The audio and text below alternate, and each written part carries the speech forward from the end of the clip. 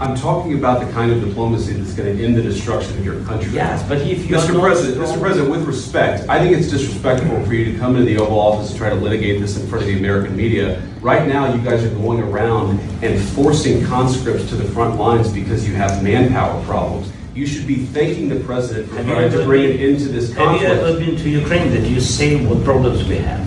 I have been to. I've actually watched and seen the stories, and I know what happens is you bring them on a propaganda tour, Mr. President. Do you disagree that you've had problems bringing people in your military? And do you think that it's respectful to come to the Oval Office of the United States of America and attack the administration that is trying to prevent the destruction of your country? A lot of questions. Let's start from the beginning. Sure. First of all, during the war, everybody has problems.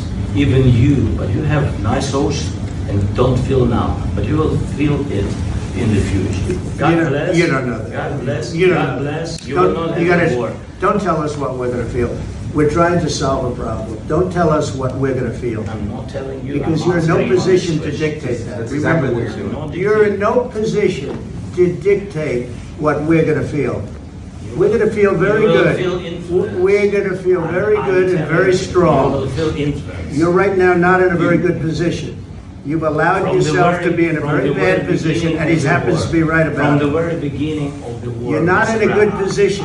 You don't have the cards right now.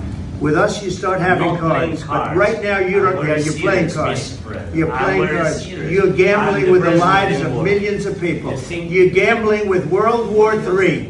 You're gambling with World War III. And what you're doing is very disrespectful to the country, this country, that's back to you. Far more than a lot of people said they should have. Have you said thank you once? This entire meeting? No, in this entire meeting, you said thank you. You went to Pennsylvania and campaigned for the opposition in October. Offer some words of appreciation for the United States of America and the president who's trying to save your country. Please, you think that if you will speak very loudly about the war, he's not speaking loudly. He's not speaking loudly. Your country is in big trouble. Wait a minute. No. You've done a lot of talking. Your country is in big trouble. I know. You're not winning. You're not winning this. You have a damn good chance of coming out okay because of us. Mr. President, we are staying in our country, staying strong from the very beginning of the war. We've been alone. And we are thankful. I said thanks. You haven't been alone. You haven't been alone. We gave you, through this stupid president, $350 billion. We gave you military equipment, and your men are brave, but they had to use our military. If you didn't have our military equipment, this war would have been over in 2 weeks. In 3 days. I heard it from Putin. In 3 days. This is something maybe less. In 2 weeks, of course, yes. It's going to be a very hard thing to do business like this. Again, just say thank you. I said a lot of times to American people. Except that there are disagreements, and let's go litigate those disagreements rather than trying to fight it out in the American media when you're wrong. We know that you're wrong. But you see, I think it's good for the American people to see what's going on. I understand, sir. I think it's very important. That's why I kept this going so long. You have to be thankful. You don't have the cards. You're buried there. Your people are dying. You're running low on soldiers. Listen, you're running low on soldiers. It would be a damn good thing. And then you tell us, I don't want a ceasefire. I don't want a ceasefire. I want to go and I want this.